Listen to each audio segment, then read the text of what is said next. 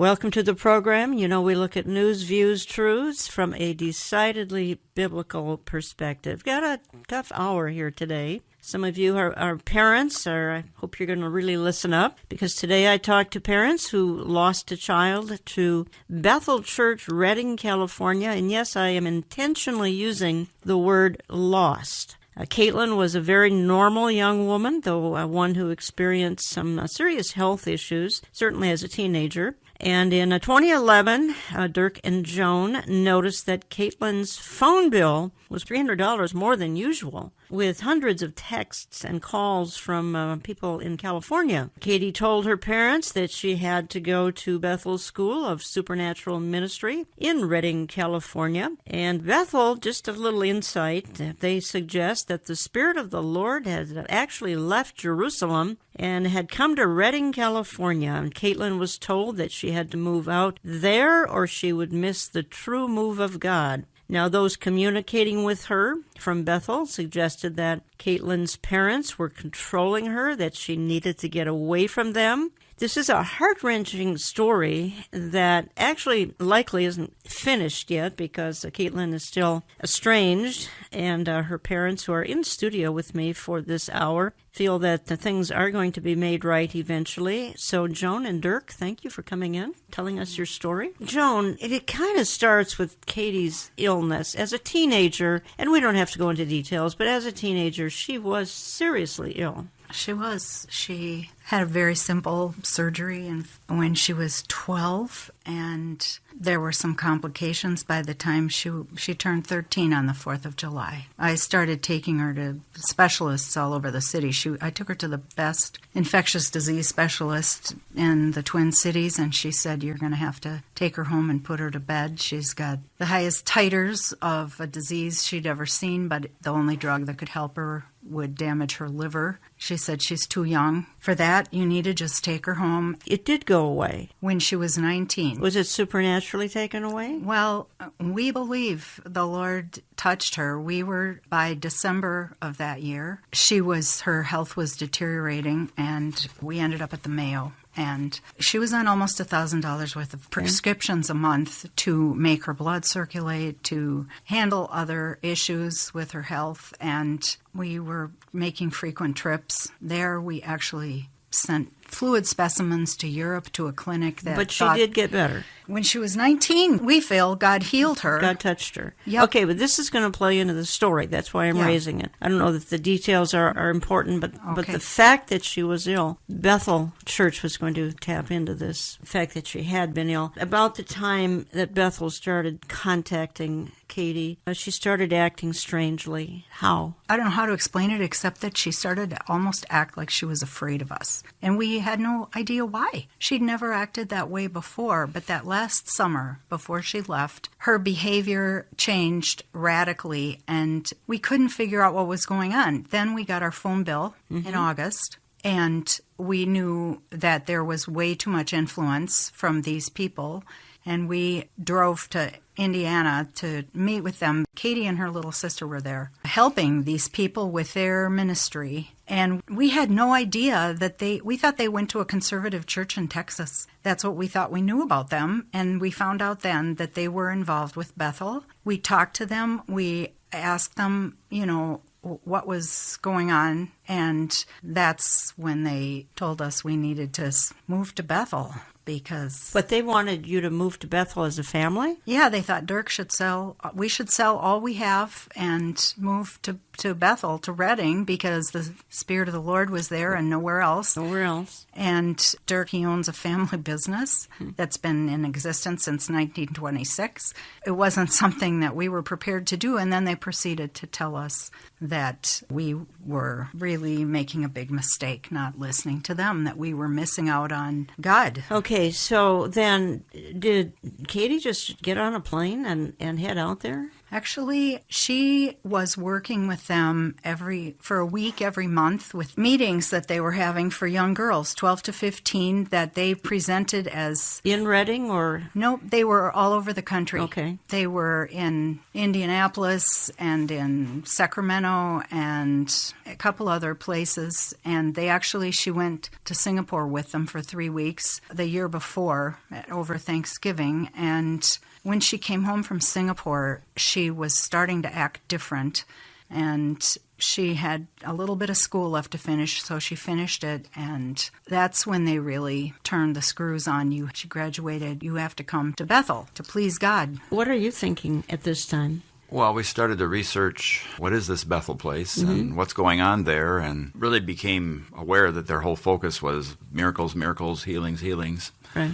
And it seemed like we're trying to touch business and music. That's right. And art and anything that you would think would be a vocational discipline, they would say, we have the best. We did confront this couple and said, well, what about this? What about Matthew 12 or Mark 12, where it says, evil generation seeks after a sign? Mm-hmm.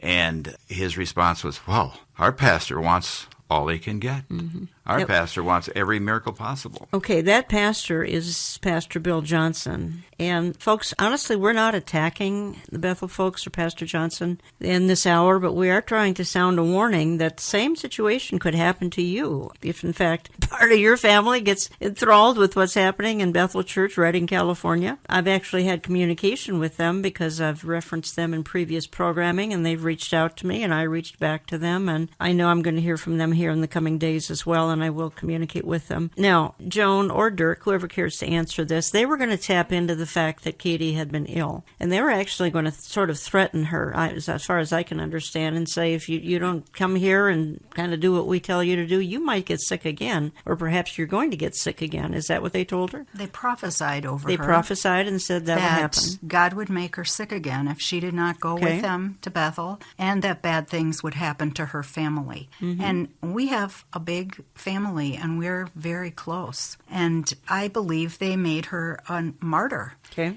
She had to go, even though she didn't want to protect us all. And they told, she had to prove that she loved Jesus more than she loved us. By the way, you're listening to Understanding the Times Radio. I'm Jan Markell. I have in the studio with me Dirk and Joan Miller, and they approached them a couple of months ago. Happened to be visiting a church in the Eden Prairie, Minnesota area. They came up to me, and we started talking, and I started hearing a little bit about Caitlin's experience or the ordeal they've been through, and decided after I got more information that Caitlin's story and Dirk and Joan's story should be heard so that parents who could be going through the same thing or will go through the same thing can have sort of a warning that there are some Pied Pipers out there, that they may sound spiritual, they may sound good. You may even be listening to some of them on YouTube or wherever, Christian radio, television. They may not be the most sound, at least that's my conclusion as it concerns Pastor Bill Johnson of Bethel Church, Redding, California. And you folks saw Caitlin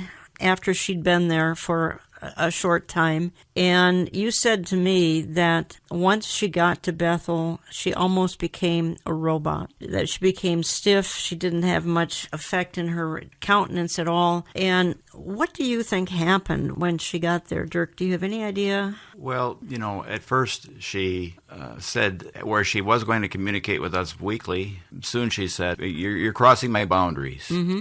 And then a few weeks later, I got an email at work saying, I can't have any more contact with you. And this was kind of out of the blue. We know from doing research and actually from going out there that they strongly insist anybody that has a problem or a perceived problem go through their church counseling. They call it sozo counseling. That's correct. And it's, as we understand it now from researching it, it's a form of recovered memory counseling or regression counseling, some people call it. Right. That's been around for years and years, but they've repackaged it at Bethel and by putting a nice Greek word sozo on it. Right. That means I've been delivered, I've been restored, I've been healed, I've been saved. Let me play a little clip of Bethel in their own words talking about this sozo counseling.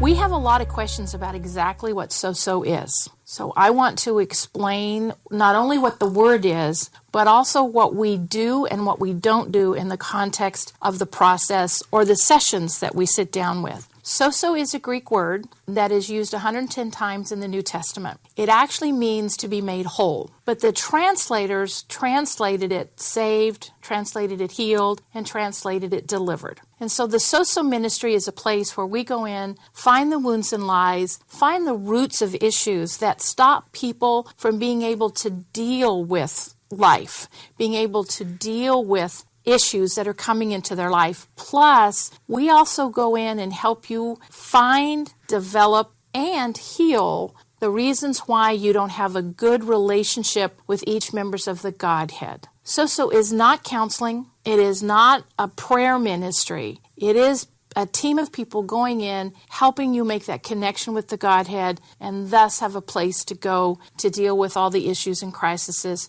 that will happen with you. It is also a deliverance ministry, because once you go in and heal the wounds and lies, heal the reasons why the demonic thinks it has legal access, the demonic has to leave. And that's, in essence, what deliverance is. So that's what Sozo is. That's right off their website, to be made whole. How can you have any contention with the concept of having to be made whole? And yet this is really what probably programmed Caitlin, correct? This is how they got at her mind and got at her innermost being, was through Sozo counseling. We believe that's absolutely it. We heard through a young man that had gone to Northwestern, graduated, and went out there, that if you want to work with the music ministry, you have to go through Sozo counseling. And if you don't have anything to share that's wrong with you or your life, they'll make something up. He felt they were brainwashing him against his parents and fled and came home. But, this was a kid that had graduated from college, and Katie was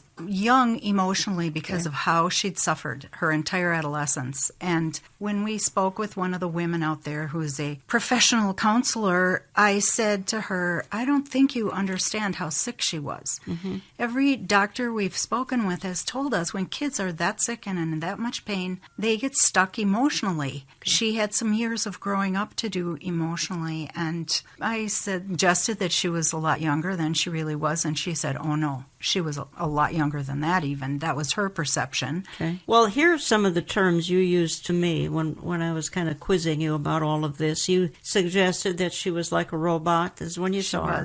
She was already out there. She's like a robot. You said it appeared as though she was hypnotized. It was actually, she was like that the day she left. She called us. We were on an anniversary getaway, September 10th, 2011, and we got a phone call at 10 or something at night, and she said, God told me to go to Reading, and I bought a plane ticket. And we said, wait a minute. She said, I'm leaving at 6 o'clock on Monday morning. So that was late on Saturday. We got in the car and started driving, got home early Sunday. She was literally stiff as a board. It was frightening, her appearance. Yeah, it apparently, like the mind control had already started. Oh, yes. Yeah, absolutely. I want to talk a little bit about the tactics used out there because they're legion. We've already referenced Sozo. I think this Sozo counseling, which is related to theophostic counseling, which I'm not convinced is a sound form of counseling. There are churches all around the country that employ this kind of counseling. And in the little clip, you heard them say that the word means to be made whole. Well, that sounds wonderful. Who doesn't want to be made whole? That the demonic has to leave, whoever they're practicing this on, the demonic has to leave. They say it is a deliverance ministry because that's how the demonic has to leave. And yet this is kind of what set everything in gear. And I haven't been out to Reading, but I'm just assuming that every student goes through Sozo counseling. Do you know if that be the case? We heard that the kids that wanted to work with music had to go through but Sozo? I don't know about the rest of them. Mm-hmm. Katie did end up working with their BethelMusic.org. When we went to try to meet with the pastors out there to see if somebody wouldn't visit with us about this problem, and we didn't see good fruit in their school. Mm-hmm. It's at least in our own daughter. And we were appealing to them, aren't you about family and building up families? They really didn't want to talk about that. In fact, they said, we can't help you. We said, well, we'd like to talk to one of the head pastors then. Well, they were not very helpful with that. And they said, you should go talk to our counseling department. So I called the counseling department, and they said, well, you'll have to come in, and you'll be counseled separately. I said, no, we're a husband and wife. We're together. We're one. that's the only way we'd come in and talk with you. They said, no, you have to come in separately. I said, well, okay, we'll move on. Well, we tried to explain what was happening with Caitlin, and they just didn't know what to do with us. They said, you'll have to talk to a pastor. Well, it was the pastor who told us to go talk to them. And nobody really seemed to care until we talked to Bill Johnson personally. And I want to ask you what happened when you talked to Bill Johnson personally, and we'll do that. And folks, the other thing I want to do when I get back from a very short break is I want to talk just for a little bit, at least in the next segment, at some point in the next segment, about what's called the New Apostolic Reformation, or NAR, because this church is a part of the New Apostolic Reformation. Also want to clarify that this program is not an attack on all Pentecostals or Charismatics, only those that are going to extremes, such as what you're hearing, because you're going to hear a lot more in the minutes that we have left, what Bethel in Redding, California is doing, and I think most of my listeners would consider it, including a lot of my Assemblies of God listeners would consider it to be extremist. I'll be back in a couple of minutes. Don't go away. This from Bill Johnson. Did you know that Jesus was born again? Did you know that Jesus was born again? See, they teach that Jesus died spiritually in hell, ceased to be God, and had to be born again. He had to get saved. Dear friends, this is heresy. This is heresy. If there was ever a time in which Jesus was not God, if he ceased to be God, dear friends, and Jesus never was God to begin with. We hope you're challenged by what you're hearing today. If you want to share this story with others, please call us for a CD. Your number to order, 763-559-4444. Remember, our Fall Understanding the Times conference will be held at Grace Church in Eden Prairie on September 29th. This year's conference is a ticketed event. You can learn all about ordering your tickets and this year's conference when you log on to olivetreeviews.org. As we go into the summer months, we hope you'll still consider making a financial gift to this listener-supported broadcast. Our coast-to-coast ministry requires many people helping us to underwrite our radio cost. Your tax-deductible gifts are welcome when you write to Olive Tree Ministries, Box 1452, Maple Grove, Minnesota, 55311.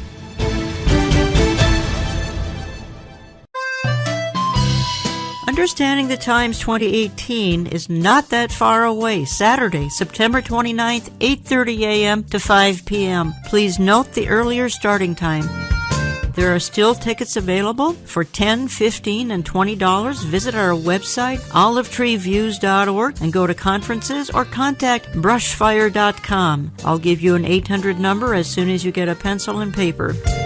Don't miss the like-minded fellowship as well, as our cutting-edge speakers include Pastor Jack Hibbs, Pastor J.D. Farag, Pastor Billy Crone, Eric Barger, and Amir Sarfati. Headlines today are a harbinger of his return. We'll unpack that Saturday, September 29th. Learn to be a watchman on the wall. We live in challenging times, but things aren't falling apart. They're falling into place. Learn how at Understanding the Times 2018. For tickets, order online or call Brushfire at 888-338-5338. That's 888-338-5338. The conference will be live streamed on our website, olivetreeviews.org, at no cost. This is why James comes along in the New Testament, and James makes this statement. He said, do not be deceived. I'm going to say it again. There's only one problem with deception. It's deceiving. The person who's deceived believes with all their heart they're right when in reality they're wrong. That's scary. You know what James is saying? You can live a life deception-free. Today, we're airing the testimony of a couple who lost their daughter to a church in California. She was told not to contact her parents. The church convinced her that her parents were abusing her. For more of the story, let's go back to Jan Markell. Hi guys, I can barely believe what I walked into in a Christian meeting a couple of weeks ago. And this is not the first time this has happened in a Christian church or organisation here in Jerusalem. And I just despair at the deception, the counterfeit spirit, the kundalini evil that is coming in to our buildings and, into the hearts of people who are perhaps striving to know God. But what's even more worrying is that there's no shepherds to look out for them. I'm going to show you the footage that I took when I walked into this meeting. And as you'll see, it's all about birthing this Kundalini spirit. Is the most disturbing thing I have ever walked into, especially in a place that's Christian. So I show you this, please turn it off if it disturbs you, because it's very disturbing, but this is evil, and I show you this to warn you to stay well away from this type of thing. It is not Christianity, it is the New Age Kundalini Antichrist spirit.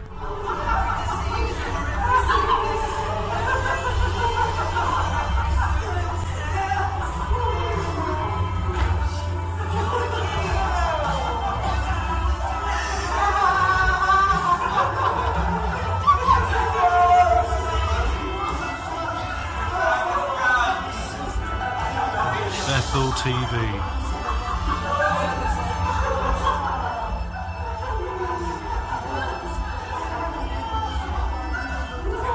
There's a great deception coming, folks. This being drunk in the spirit.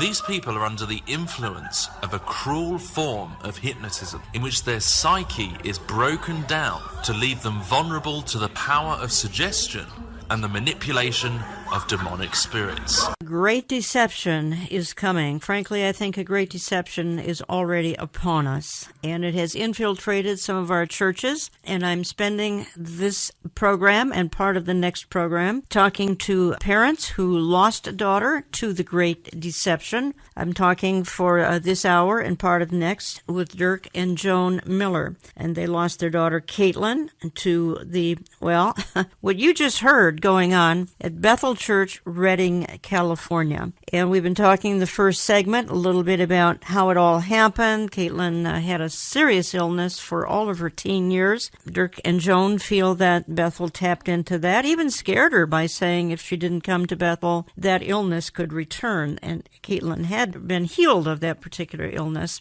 So they were using some fear tactics, and then pretty soon mind control set in. Once the Bethel church got into the Sozo counseling, then more mind control and more hypnotized type behavior began with her. She sort of became a mind-numbed robot. And this is according to her parents, who are in studio with me. Dirk and Joan, let me just talk for a few minutes here about some of the tactics used. We've already talked about Sozo counseling, which is kind of memory regression, but they use other tactics. They've got these fire tunnels, and which is bizarre. You have to watch it online to believe it. The fire tunnels, and I don't think you ever saw anything like that. Folks, you'd have to see that online. But you did see love bombing, and that is extremely common with these types of organizations that are terribly cultish. Can you describe what you saw there? They were telling our girls that they were the only ones with the gifts that they had that they'd ever seen. And these are people that are in their 60s and been Christians for years, raised 5 kids, and, they were truly trying to persuade them that they couldn't live without them at Bethel. Caitlin, they were constantly calling her and telling her how wonderful and perfect she was, and they had to have her gifts at Bethel, and, they had 1,800 students. I don't know why they needed Caitlin so badly. Are you aware of some of the other things that this church is engaged in, including I'm sure you are, the grave soaking? Right. This is beyond bizarre. I want to just play a clip that actually talks about that, because they actually lay on the graves of deceased saints and feel that the spirit in the grave is going to come into them. Again, this is Andrew Strom, who has done wonderful research on this Kundalini spirit, and this is what we're dealing with, folks. It's kind of a Christianized version of Hinduism. Now, anybody listening here at Bethel Church is going to deny this and say it's anything but that, but you can't, when you see it, that's all you can conclude is that this is some sort of Christianized Hinduism, and particularly when it concerns this Kundalini. And if I had television, you would be seeing visually, you'd see these young people, heavily 20-something kids, who are writhing, groaning, crying, screaming. You heard some of that in the clip introducing this segment of the program. It would seem to me that there's more demonism going on than anything else, and that's because of this Kundalini spirit. Hi, I'm Andrew Strom, author of the new 2015 edition of Kundalini Warning, False Spirits Invading the Church. And the main reason we've put out this new version of the book is because of Bill Johnson and Bethel Church in Redding, California. But what really concerns us is what's going on behind the scenes at Bethel. This is what a bunch of drunk Bethel students look like. All of this footage comes from within Bethel itself. Obviously, as you can see, they're into spreading this drunkenness anointing, just like the others we've looked at. For years, Bill's wife, Benny Johnson, has been the senior co-pastor of Bethel alongside her husband. And this woman is into some truly weird New Agey stuff, reflexology, and much more. Benny Johnson herself put out this picture. She's lying, soaking on C.S. Lewis's grave. These are students from Bethel's School of Ministry, and they've been photographed around the world lying on the graves of dead Christian leaders. There's a teaching in some of these circles that you can soak up the anointing by lying on their graves.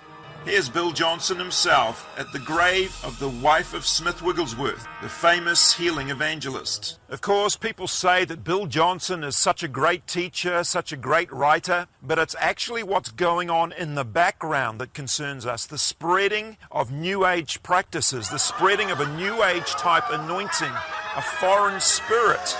Those are the things that really worry us about Bethel.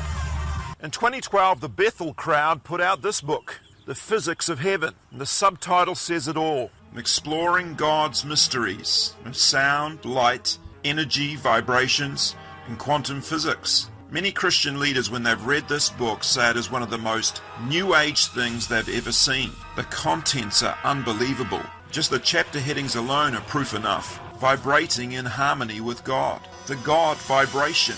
Dolphin therapy. Quantum mysticism. Human body frequencies. What on earth is a major ministry like Bethel doing, promoting such a weird and mystical work? Of course, this deeply New Age book is still sold on the Bethel website to this day. After all, that's who it's come from. You're listening to Understanding the Times Radio. I'm Jan Markell, and we're spending the hour talking about Bethel Church, Redding, California, some of the tactics that they use, because I have parents in studio with me. Their daughter, Caitlin, well, she was, I want to say, she was sort of kidnapped by Bethel, not literally, but once she got out there, certainly her mind and emotions were taken over by this church. And Dirk, the thing that keeps coming back to me is that Bethel kept insisting that Caitlin had been abused. And obviously, and I know you folks as parents, it's the last thing you have on your agenda is to abuse your kids. Did you ever address, and I know you had a moment with Bill Johnson, it was a very brief moment, and you had some other time with another couple of pastors there. Did you ever tell them that, you know what, that's the last thing on our mind that would ever do to our children would be abuse them? We told Caitlin's mentor, I happened to meet with him once, we just said that's absolutely not possible that it happened on our watch. Yeah, what did they say? Well, Caitlin's very fragile, you know. He actually told us that she thinks she had memories of abuse. And as Dirk said, we said absolutely not. She was never abused. And in passing saw him, and he said she absolutely remembers that she was abused. And that's very typical of this recovered memory therapy, that they get these kids in a controlling environment, they start love bombing them, and then they move on to group therapy, and one person says they have this problem, and then the next one has the same problem. They have a couple books they use that have lists of proof that you were abused. Did you ever have nightmares as a child? Every person on the planet could say, I must have been abused, if they look at these lists. Yeah, so if you had one thing on the list. We don't know what was on her list. But if you had just one out of 70, 80, 100 points, if you had just one, then that kid had been abused. Right. And the man, when the one time that we met with her, we tried to see her, and they said we couldn't, and she didn't want to see us. And I begged the next time we went out there, and they said they didn't have anywhere to meet. And I'm thinking, you have a huge church, you have a house, your daughters have houses, Caitlin has an apartment, why can't you find a place for us to meet? And they finally said, well, we can meet in this obscure little coffee shop, and we found it, and they were sitting there with her on one end of a very long table, and we went in and sat down. They wouldn't let us get near her. And the woman had her hand on Caitlin's knee the entire time. And they started questioning us and intimating that we'd been abusive. And this was, at that point, news to us. This was the first encounter we got with this accusation. And I was weeping. I said, "What did we do? Katie, tell me. I'll ask your forgiveness for anything. I will go before the church. Tell me what we did." And she said, "It's on the list." And the man held up a legal pad, single-spaced, covering this page of accusations against us, and he would not tell us what was on the list. Really? We had no idea what we were being accused of. I spoke with his wife later. I actually called her and said, "Can't somebody tell us what we did? You must have the list." She said, "Oh, Mike just made that list so Caitlin could be sure and remember all the things you did to her." But we still to this day don't know what the accusations are beyond abuse, which we love our daughter. Of course. We love her, and we're not mad at her. We know that these people have, I don't know what the word would be, brainwashed or seduced her to believe lies. You had a short conversation with Pastor Bill Johnson, and how did that play out? We decided to go back to one of their conferences and as paying members just to be legitimately there from their point of view, and hoping we could meet with some of the pastors. And after Bill spoke at one of the sessions, he was in the back of the auditorium, so we thought, well, this is our chance to maybe appeal to Bill. And we went to talk with him and basically to appeal and say, boy, we've had this problem, and all communication has been cut off by our daughter from us and 400 people on Facebook. We don't understand that. What's going on that she could be so affected by the Bethel School of International Ministry, or whatever they call it, Supernatural Ministry? Supernatural. Bill threw up his arms and said, "Well, don't lay that on me." And I said, "Well, if not you, who? Aren't you the head pastor?" And then his bouncer stepped in and said, "I'll handle this." And then Bill said, "No, wait.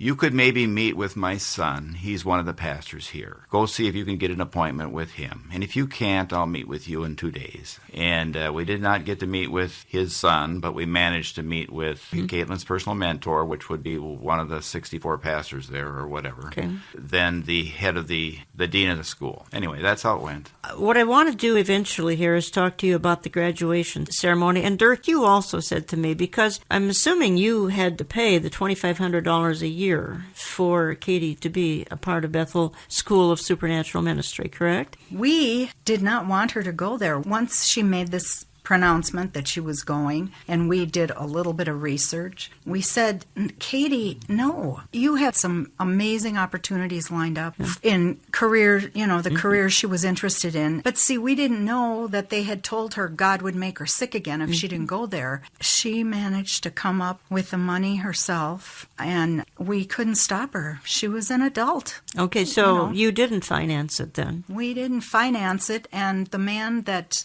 he may be, I don't know. We don't know what his entire financial input was with her. They totally cut us off from any information. We were treated like we were criminal abusers. And Katie lived with their daughter and her husband. And it was a bizarre living situation, actually. The girls that were living with those people paying rent actually had as their living area an unheated garage. Yeah. And when we visited in November, it was freezing there. It was the same temperature in Redding that it was in Minnesota, November 17th. And those girls were sitting in the garage on old furniture in their winter coats, shivering and doing their schoolwork. And I said, "Why aren't you guys in the house? I don't understand. There's a heated house right behind us here." And they said, "This is our special place." So, all right, when I get back, I'm going to just explain a little bit further what the New Apostolic Reformation is. And eventually I want to get to the story of the graduation service, which is beyond bizarre, folks. That's all I can say. We'll do that. I am coming back in just a couple of minutes. Don't go away.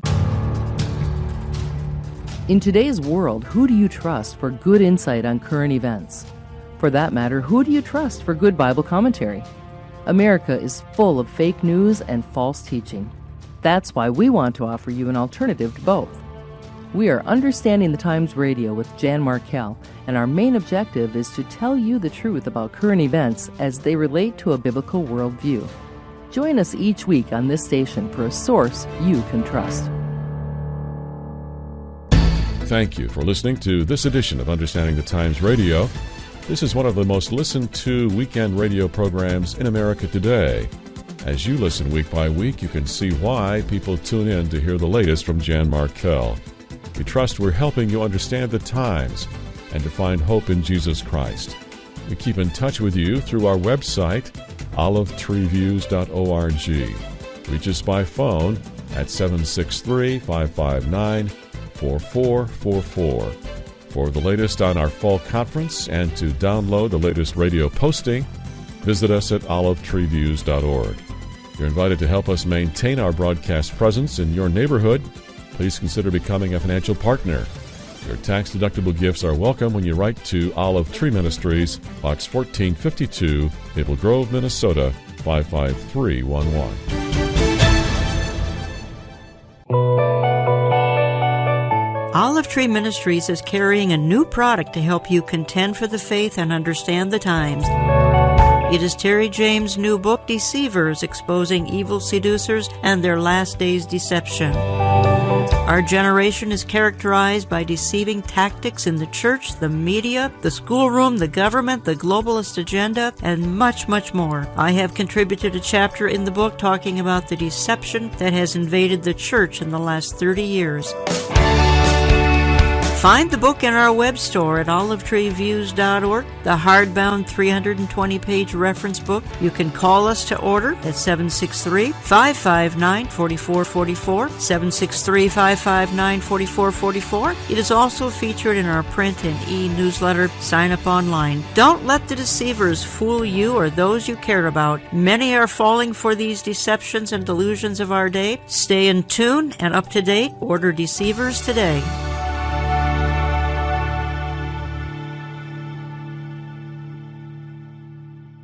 This is Jan Markell. Many Christian leaders avoid the topics of our day, but here on this program we hit them head on. The times demand we address the hard issues and bring a biblical viewpoint into focus. Thanks for joining us. I don't care how good it looks, how beneficial it seems, how productive you think it will make you, how blessed you think you will be, how happy you think you will be. If it is not of God, if it is contrary to His Word, it will end up in a place you don't want to find yourself. Now let's conclude our story today. Here is Jan Markell. False teachers have always been a problem, and it was a problem in the Old Testament, it was a problem in the New Testament, it's a problem today. And Peter, in this epistle, describes them rather thoroughly. And so I want you to listen to what he says beginning in chapter 2 and beginning in verse 1.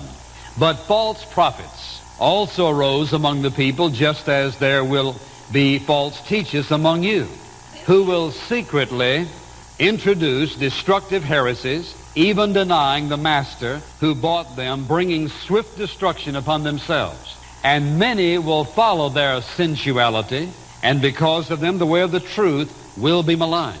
And in their greed they will exploit you with false words. Their judgment from long ago is not idle, and their destruction is not asleep. And welcome back. We're wrapping up program number 1 with my in-studio guests, and I'll say more about them in just a moment. Just a quick reminder that we've only got a few hundred seats left for Understanding the Times 2018. You might want to think about making plans to just live stream it, as we're offering that on the website, olivetreeviews.org, at no cost, the live streaming. But you do need a ticket if you want to go to the event itself. And you can call the Brushfire Ticketing Agency. You can access them online, brushfire.com, or call 888-338-5338. Again, there are just a few hundred seats left in our almost 5,000 seat venue. But again, I would think about getting a group together and enjoying the live stream on Saturday, September the 29th. Again, speakers include Amir Sarfati, Pastor J.D. Farag, Pastor Billy Crone, Pastor Jack Hibbs, Eric Barger. I'll be there. The team from Olive Tree Ministries all be there, and I hope you'll consider if not attending, at least just live streaming it or getting the CDs and DVDs about a month later. Let me just say a word quickly about what's known as the New Apostolic Reformation. You've heard my guests and me referencing what's known as the NAR, or New Apostolic Reformation. This is a group of men and women appointed by some NAR leaders. The appointed NAR prophets and apostles have authority, and some would say equal authority to the prophets and apostles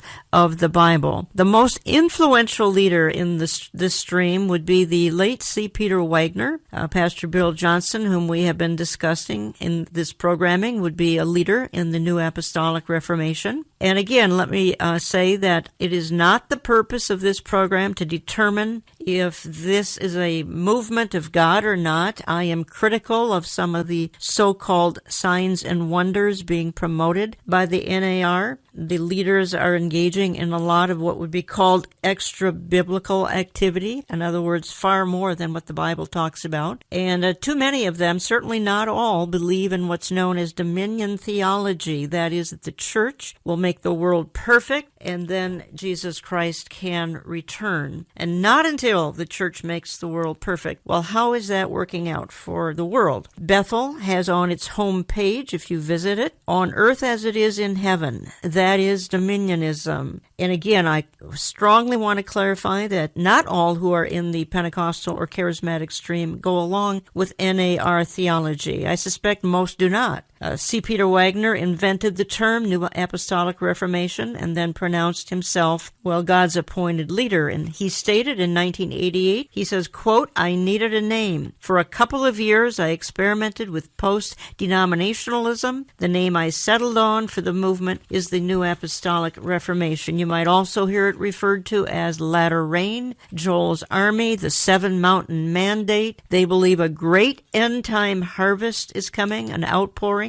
It will occur once we battle enough demons, perform enough miracles, and unify under these new apostles. And I certainly believe a great harvest and outpouring is going to happen during the tribulation, probably not before the tribulation. So God is giving new revelation to his prophets and apostles. That's what the NAR would believe, and I'm not convinced that C. Peter Wagner is correct in that today's prophets and apostles are appointed to govern the church. So that's just a little bit of explanation as to what on earth is this NAR, or New Apostolic Reformation. My concern further is that Bethel Church, Redding, is establishing a trend within many churches today, a trend that is not producing healthy or well-balanced churches. I have in studio for the hour Dirk and Joan Miller, and they have lost a daughter to Bethel Redding. And during the break, we were talking just a little bit about some of the additional tactics that are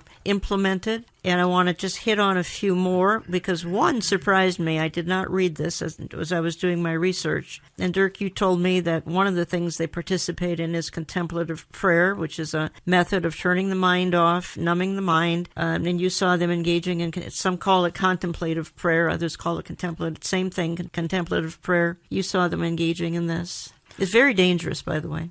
Yes, they have a special, prayer building, and that's lots of people are in there. Just maybe some are praying normally, but we saw that they were encouraging, turn your mind off and let God speak. Turn your mind off. Obviously, trashing the past is huge. And it's hard for me to comprehend how they even have a conscience to trash the past with parents like you who come along and then insinuating all the abuse that went on and then suggesting that there's a better way. There's a better way than how you folks raised Caitlin. There's a better way. And if they'll just follow this better way, then you get this, whatever they're promising and promoting at Bethel Church. Joan, your thoughts on that? They got her. They persuaded her that we were not worthy of having any communication anymore, and we have no idea what her specific allegations are, only that we were abusive, and we have 4 other children that would deny that, and an awful lot of friends that would deny it, people we've been very close to for years. It's been beyond heartbreaking. This has been since 2011 when this all began. September 2011. So there's a lot of years that have gone by here. Yep. And Caitlin she's not in touch with you. Not at all. Not any of us. She has, changed email addresses. We have to us on this planet, she doesn't exist. Well, a number of your family went out to try to reach her. Some of her siblings went out, an uncle went out, you folks went out more than one time. We went out 4 times. And she would say at one point in time, she would say, I can't wait to see you. Right. And then you'd get there, and she'd be this mind-numbed robot that couldn't spend time with you. Nope. And her sister, she has an older sister who has several children, and they made the decision that year she left, they were going to, for Christmas, give their children plane tickets and fly to California.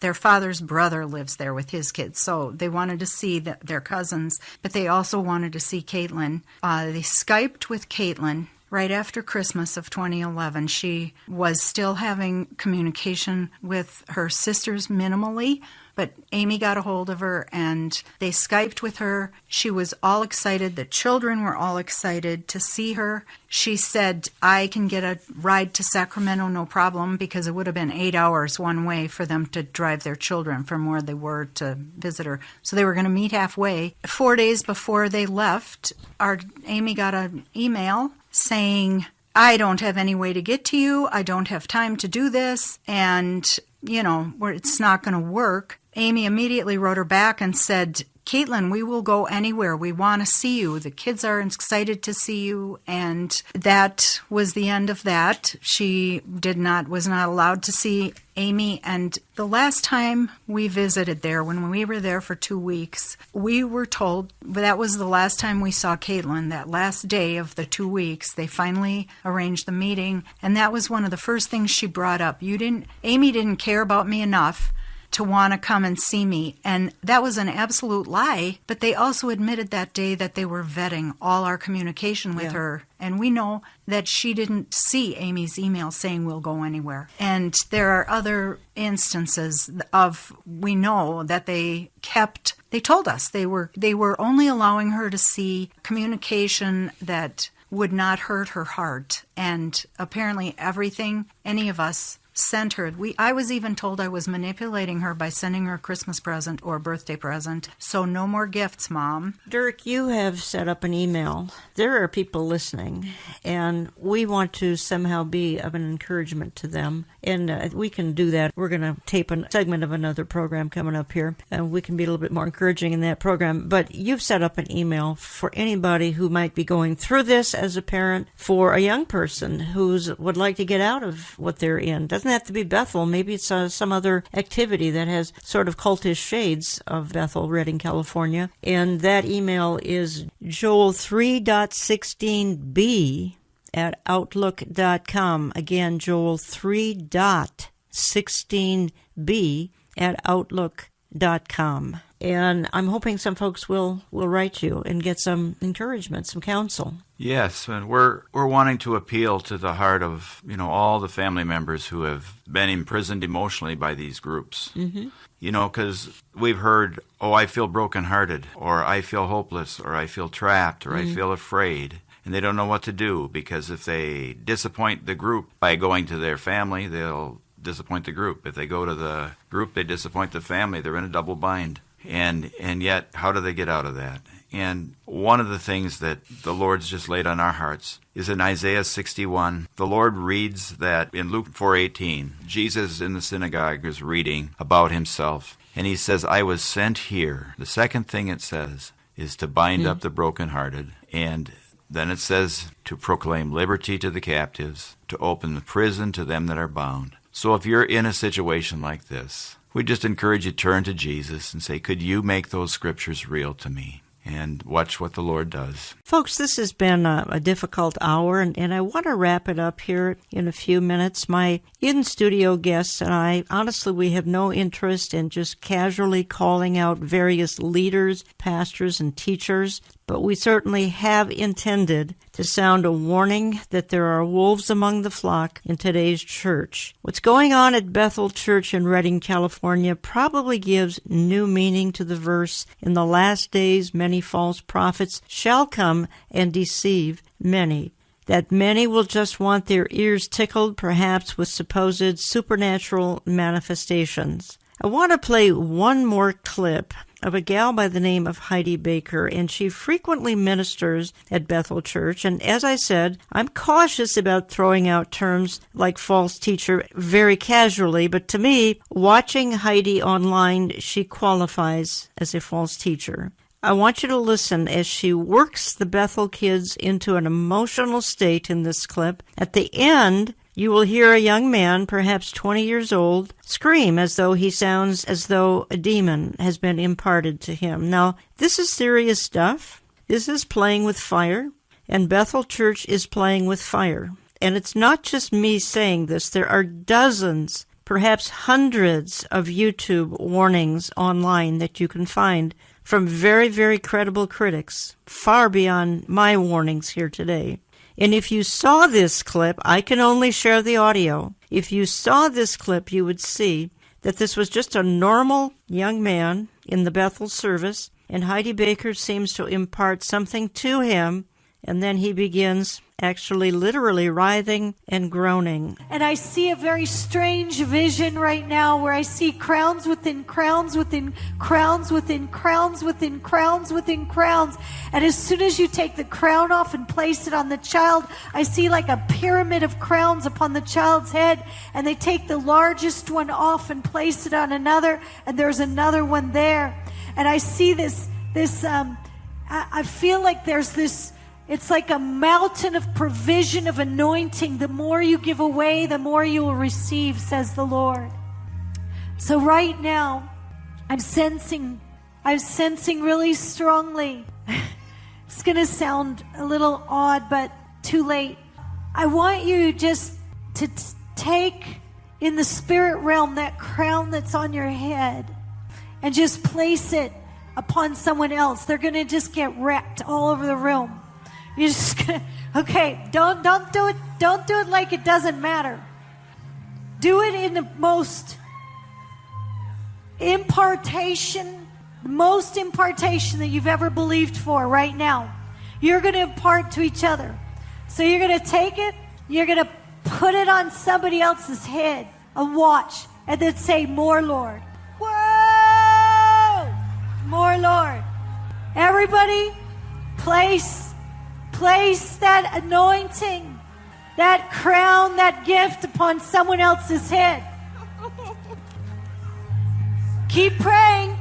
Every single one of you, impartation, legacy, legacy, legacy, legacy, legacy, legacy. Increase your glory. More, Lord. Try it again, try it again, try it again, try it again. More, Lord. There's fire. Place it on their heads. Find somebody. I think he's got it. Shake Baba. Fire. Place it on another one's head. Fire. Shh. Legacy. Legacy. Greatest thing you've ever seen in your life. Prophesy over them 10 times. Well, the New Apostolic Reformation, it is not sound. There, I said it. If you are caught up in it, hear the words of warning and take them seriously. We've touched on only 10% of the problems in this stream. By the way, we're going to have another segment, a short segment with Dirk and Joan Miller next week to conclude our two-part series. Perhaps you'd like to get a couple of CDs to pass on to someone else. Give my office a call. Let me just close with a couple of Bible verses. Matthew 24:24, for false messiahs and false prophets will appear and perform great signs and wonders to deceive, if possible, even the elect. In 2 Timothy 4, a time will come when people will not listen to accurate teachings. Instead, they will follow their own desires and surround